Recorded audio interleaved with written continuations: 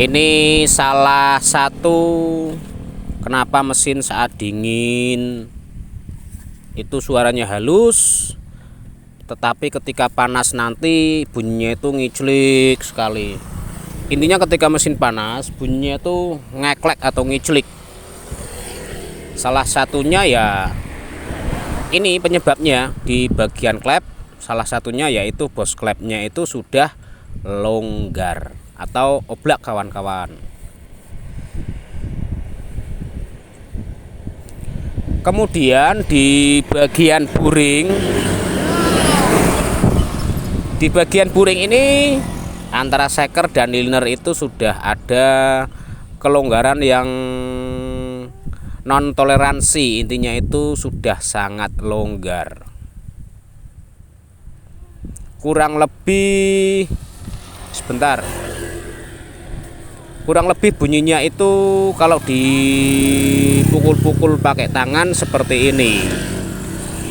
Bunyinya seperti ini ya. Kalau seker dimasukkan ke liner kemudian dipukul-pukul pakai tangan kok bunyi seperti ini, itu dipastikan sudah mengalami kelonggaran. Walaupun sepintas motor ini tidak ngebul, saya yakin ngebul, cuman tipis. Jadi nanti ketika panas, seker itu mengalami pemuaian, tetapi ringnya sudah tidak bisa menahan kompresi seperti itu. Jadi alangkah baiknya kalau untuk penanganan motor ini ya di kolter ganti seker set plus kolter, kemudian di bagian klepnya ini kurang lebih bisa dilihat ini bos klep oblak ya. Bos klepnya ini oblak. Jadi saran saya ya ini wajib dilakukan penggantian bos klep plus seating klepnya.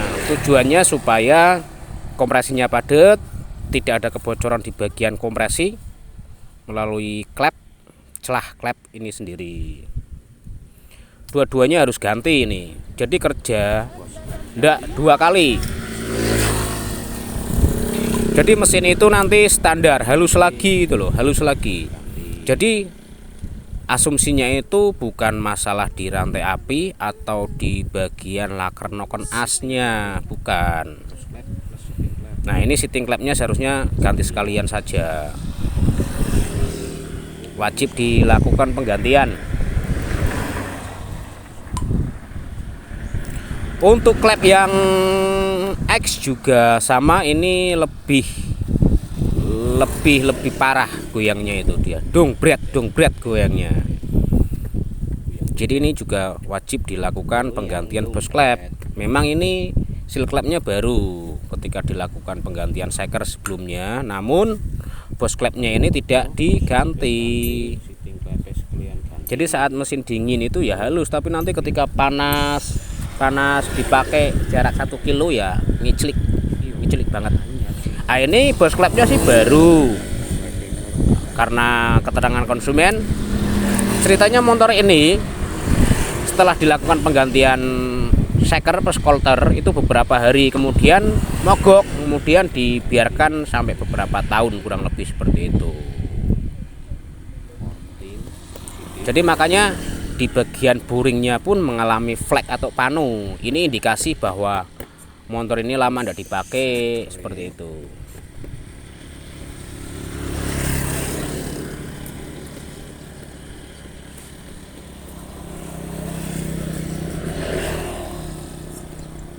Ya mungkin untuk pengecekannya hanya seperti ini. Dicek di bagian klep, kemudian bos klepnya itu mengalami kerenggangan atau oblak yang sangat parah. Nah bisa dilihat ini bagian buringnya itu dia semacam kayak panu. Kalau saya bilang sih ini flek namanya. Dan ada sedikit goresan, hanya seperti goresan rambut gitu loh.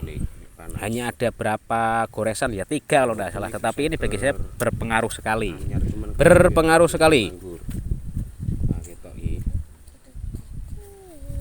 Nah bisa dilihat itu ini harus dilakukan pengkolteran. Ganti piston kalau memang piston kaki 2 yang oversize 125 atau 150 tidak ada, ya pakai punya E-Tiger atau Mega Pro lah. Kalau yang mau low kompresi ya pakai Tiger. Kalau yang mau high kompresi yang jenong ya pakai Mega Pro boleh.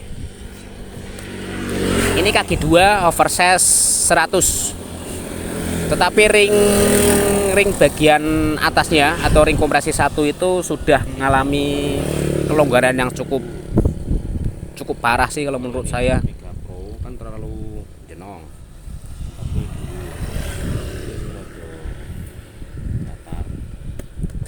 Hitam seperti ini di bagian ujung pistonnya itu.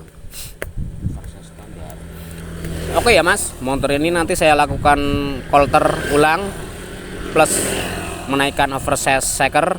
Ya itu tadi, kalau udah ada cari yang kaki 2 yang oversize 125 atau 150, mau ndak mau ya pakai Tiger oversize standar atau Mega Pro oversize standar. Tapi liner ini nanti ya serahkan ke tukang bubutnya. Ininya serahkan ke tukang bubut, ke tukang kolternya lah. Mau diganti linernya atau mau dikolter dengan konsekuensi nanti buringnya itu tipis, ininya kita serahkan ke tukang kolternya seperti itu.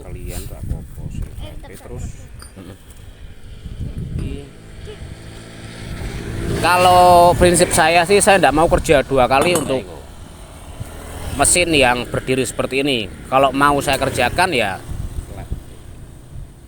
harus ngikut konsep saya. Dan ini bagian baut ini pun dol, ini harus di shock drat ulang. Nanti kalau udah di shock drat ulang, kerjaannya 2 kali. Masalahnya itu kalau lepas, nanti bagian lamparan rantai kampretnya juga berbahaya.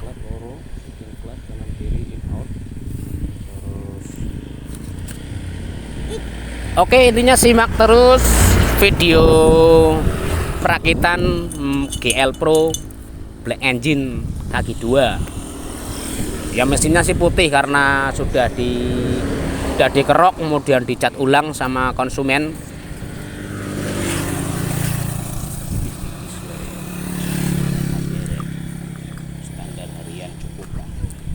Ini sih sebenarnya dari awal itu konsumen mengiranya itu hanya masalah di bagian rantai api. Disuruhlah untuk penggantian rantai api, tetapi saya tidak mau untuk menangani. Kenapa? Kalau saya ganti rantai api kok suaranya masih kasar, nanti malahan justru timbul yang namanya perdebatan. Mas sudah diganti rantai api kok masih kasar. Nah, karena tidak ada sinkron,